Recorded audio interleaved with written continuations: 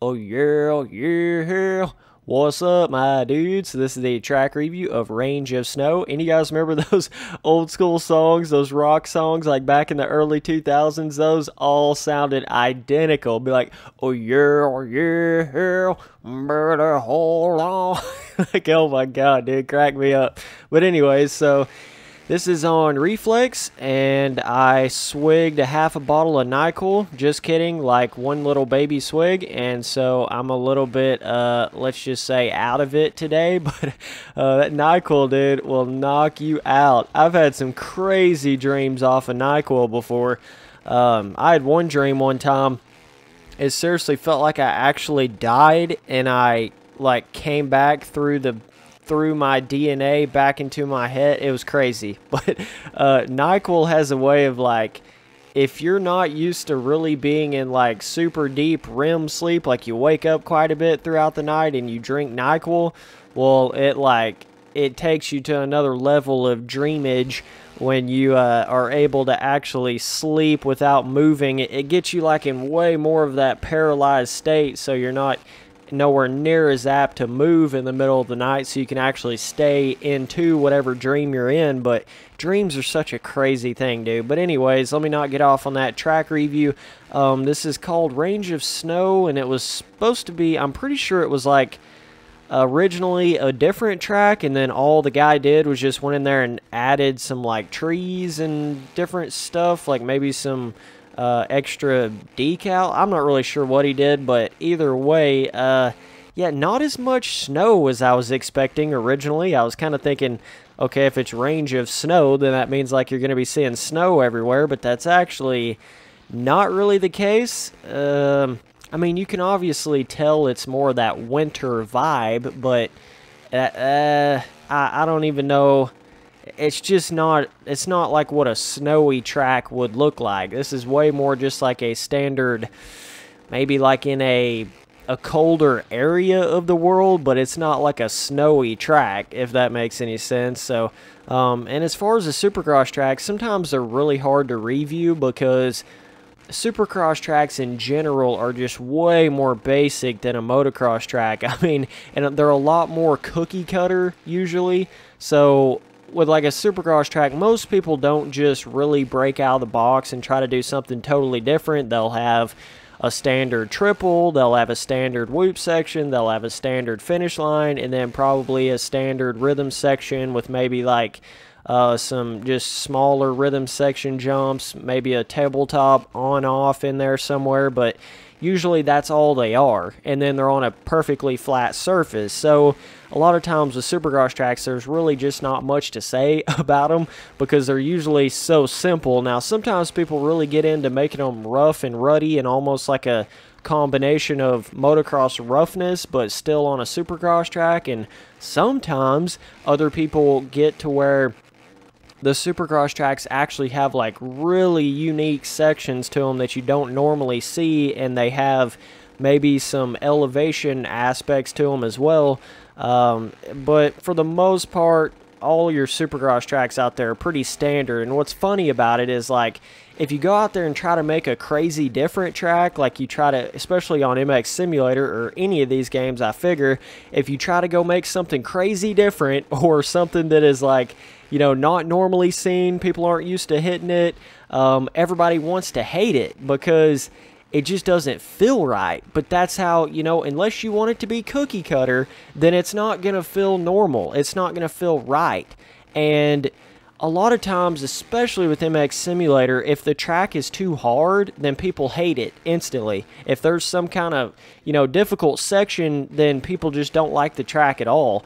And the thing about MX Simulator is there's so many levels that it's hard to base anything off of anything. Like, it's hard to make a track that is going to appeal to everybody, because somebody's skill level can be so much higher than yours on that game, and you don't even realize it. Like, what seems impossible to you is completely simple to somebody else. So you see how that could totally change your opinion on a track in that sense. And I mean, it's frustrating on MX Simulator when you hop on a track and you're not really that good at the game, and then you get like a fairly difficult track that's really meant for pros only, and you can't even hardly ride on it at all, I could definitely see where that would make you not like the track. But you got to be careful there, because just because you're not very good at it doesn't mean the track isn't good. There's a big difference there, and some people stick to that cookie cutter, just make it simple, make it easy for everybody, make it smooth enough, don't get too crazy with any of your different unique sections, and then, yeah, most people are probably going to like your track. But, you know, for me, I've always been kind of the dude that likes to open the door a little bit, try to do something different, and a lot of times that comes with a lot of negative ratings in that sense, because you are doing something that isn't normally done, or is more difficult than the average normal MX Simulator player can handle. So, whoa, did a little front flip ski right there, but you get what I'm saying though. Like, and I understand where people, like, it kind of jades out their rating of the track because they're just not very good at the game, and it takes a long time to get that good at a game like MX Simulator. So it's a lot different when you talk about like track reviews and stuff like that. When you're talking about Reflex and MX Simulator, it's two different worlds, because with MX Simulator, I feel like if you're not at least a pro, like a pretty standardly decent pro, then you don't even really know the skill level that you need to properly rate MX Simulator tracks. You get what I'm saying? It's almost like, and I think I even reviewed tracks before I was a pro and everything. I'm not saying it's a really bad thing, as long as you can just keep a level head when you're on a difficult track. That's the most important thing. There's a difference between like a track that's just not made well and one that's just made very hard. And a lot of people, I think, get confused right there, because just because they're crashing on a certain section every lap, they think it's not built very well. But in reality, they just don't know how to hit a section like that. You get what I'm saying? So there's a lot of that happens. But yeah, that's just one little thing I've noticed there. But this track right here, it's pretty standard, man. Jumps are smaller to medium scale, definitely nothing big. This is a very simplistic reflex track right here.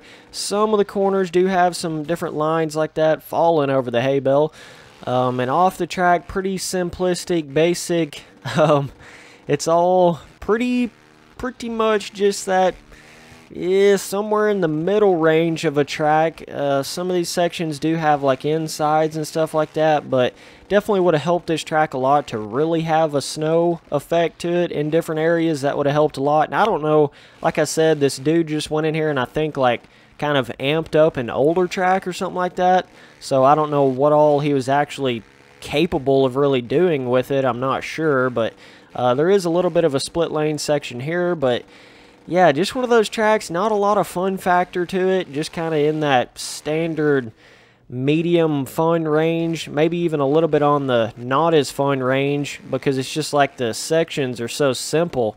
Even though, yeah, some of these corners have insides and stuff, it's just a super simplistic track right here, man. Whoa, I was going slow through those whoops, but got the finish line jump right there. It's probably the biggest jump on the whole track, but there's something about when jumps in this game don't have enough peak to them. Like, they keep them, it's like they're trying to make a realistic track scale-wise, but the problem with that is Reflex is so easy that when you get those rolled off jumps, it's just like you almost fall asleep playing the game, because the tracks become so basic. Like, if it's not built pretty steep jump faces in Reflex, and like if there's not a risk of coming up short on something, then a lot of the fun factor gets eliminated. And that's the same way with MX Simulator. You know, if there's no risk to coming up short, then it's a basic beginner track at that point. But the thing about it is to a beginner in MX Simulator, oh my god, stoppy for a decade, dude. But like, MX Simulator is just so different. That's crazy now that I think about that, how the skill gap of it, you know, I could be over here building a custom track that is made perfectly for me in MX Simulator, and then you put a beginner on it and they can't even get around one section. So it's like they can't even ride it, you know, and here I am over here just riding on it like it's a normal old track. So that happens a lot. So I think as a track maker, you just got to be aware of just making a lot of different things. If you do plan on going down the route of making some different crazy stuff, just make a couple of easier tracks in there and stuff like that, so everybody gets a little taste of what you're making.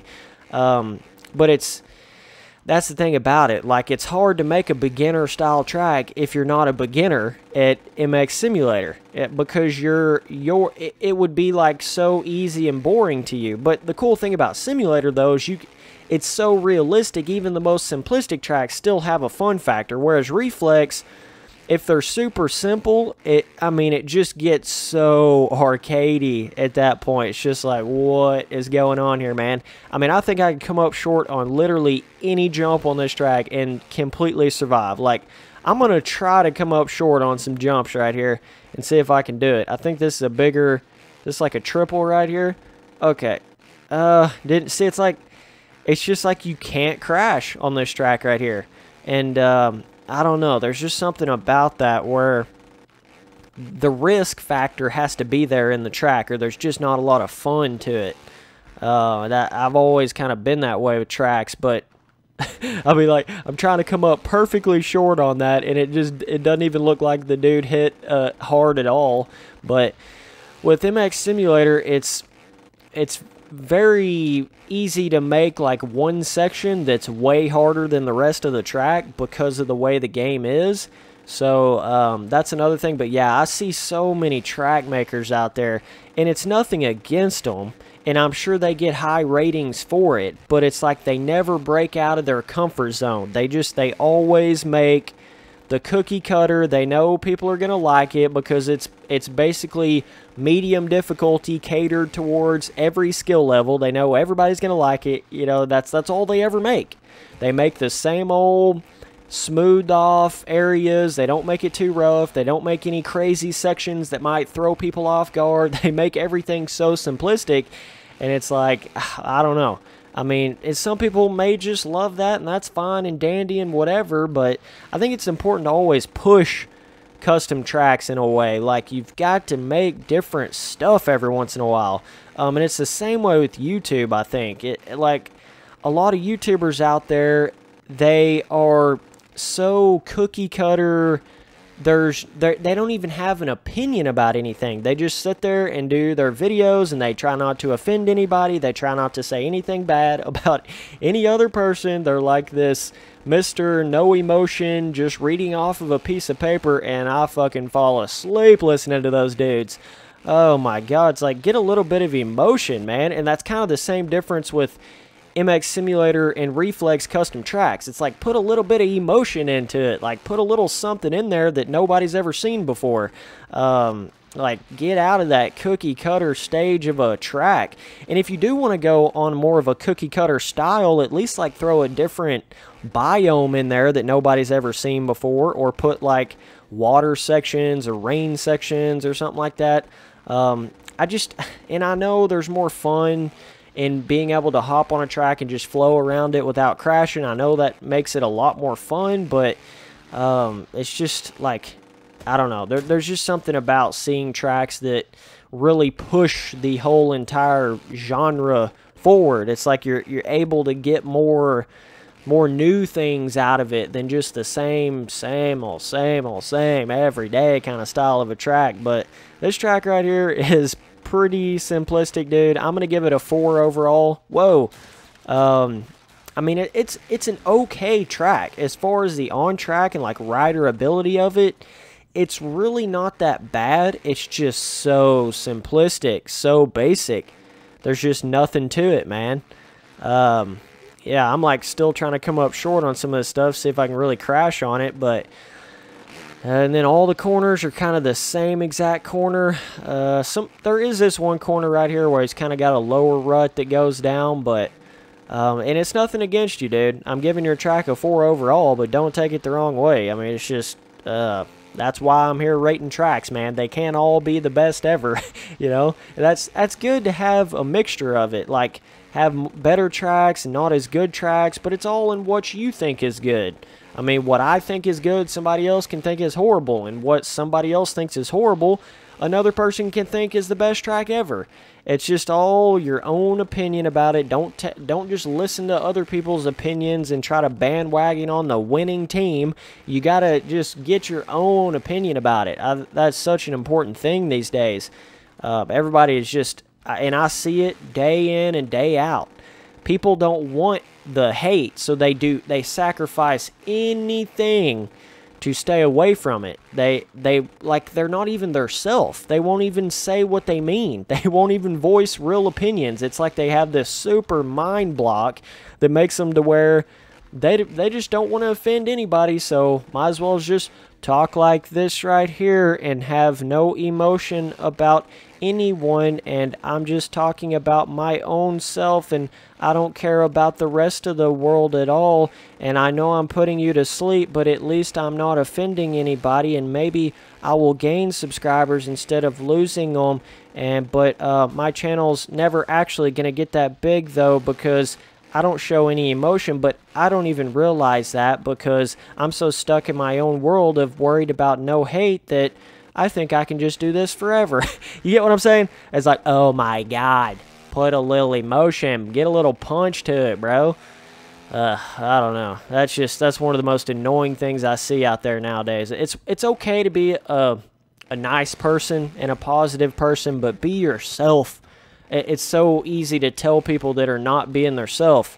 It's so simple. You can see it when people are just trying to be like this like professional, I don't know. It gets off on some other shit, but yeah. I'm going to give this track a, like I said, 4 overall. I think the sections and stuff are okay. They're just so cookie cutter, dude. The whole track is that way. Just very cookie cutter. Nothing special off the track. The trees are all kind of in a pretty basic layout, and that's basically all there is off of the track. But finally crashed on something. That's the first time I've ever actually been happy to crash on a track. But I mean, there are some corners with some baby rut lines and stuff like that, but it's just like a wow, put you to sleep kind of track right here, dude. They should have named this track ZZZZZZZ. But yeah, so I would say the difficulty is definitely easy. Anyways, I appreciate you guys watching all the videos. Later, dudes.